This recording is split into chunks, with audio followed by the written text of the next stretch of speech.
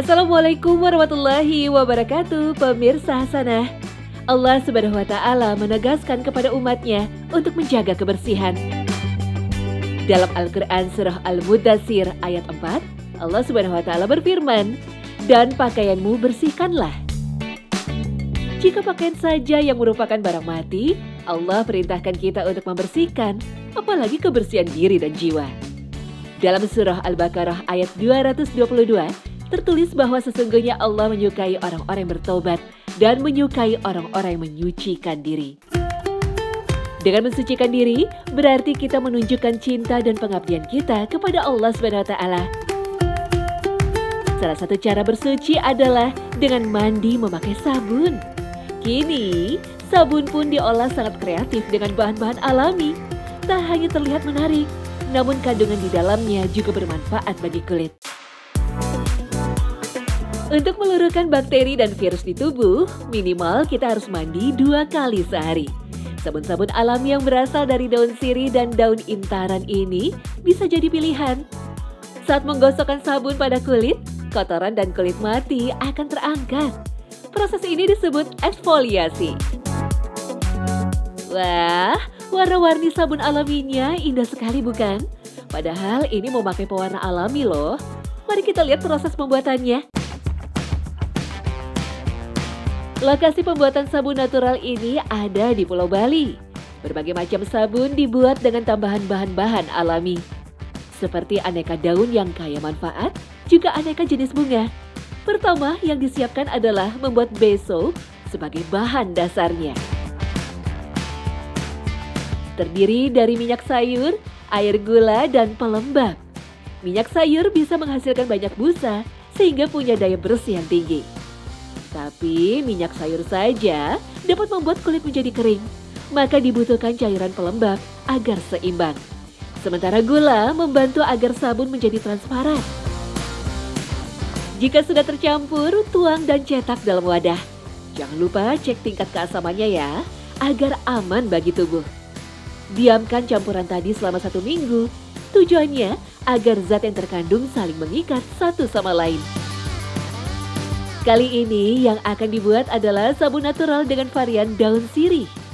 Tuang ekstrak sirih ke dalam bahan dasar sabun yang sudah dilarutkan, juga masukkan daun intaran. Pemirsa Hasanah, daun intaran ini banyak manfaatnya. Dikenal sebagai antibakteri dan juga daun sirih yang mampu mengangkat kotoran hingga menangani rasa gatal.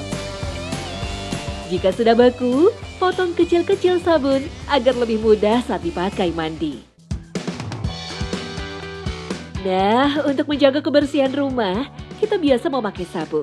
Meski berbagai alat rumah tangga sudah semakin canggih, tapi alat kebersihan tradisional seperti sapu masih eksis hingga saat ini. Biasanya sapu terbuat dari ijuk dari serat pohon aren atau berbahan plastik. Namun yang satu ini terbuat dari limbah pohon sorghum. Tanaman sorghum yang diambil bijinya sebagai bahan pangan, menyisakan tangkainya. Nah, daripada dibuang, lebih baik dimanfaatkan sebagai sapu. Dan bahkan sudah dikirim sampai ke Jepang loh. Pilih-pilih dulu tangkai sorghumnya ya. Semakin sedikit ruas pada tangkai sorghum, semakin bagus kualitas batangnya. Kemudian rebus tangkai sorghum yang sudah disortir ke dalam larutan pemutih. Gunanya untuk menetralkan warna serabut sorghum. Setelah 2 jam, serabut sorghum menjadi cerah. Lalu rebus kembali ke dalam air yang sudah diberi pewarna hijau.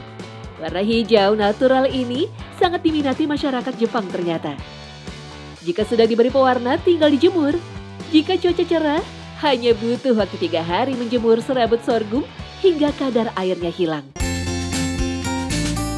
Saatnya dianyam. Pengrajin akan merangkai satu persatu tangkai sorghum hingga berbentuk sapu. Hasil anyaman sorghum kemudian dijahit supaya serabutnya lebih rapat. Batang sorghum diberi plastik lalu dipanaskan agar merekat kencang. Ujungnya diberi plastik agar bisa digantung. Terakhir, potong ujung sapu agar kelihatan seragam dan lebih rapi. Meski terbuat dari limbah, kualitasnya harus benar-benar dijaga karena akan diekspor ke Jepang. Satu persatu sapu diperiksa dan disisir bagian serabutnya.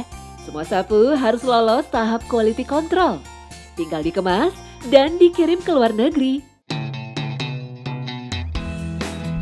Bagi umat Islam, menjaga kebersihan dan kesucian diri adalah sebagian dari iman.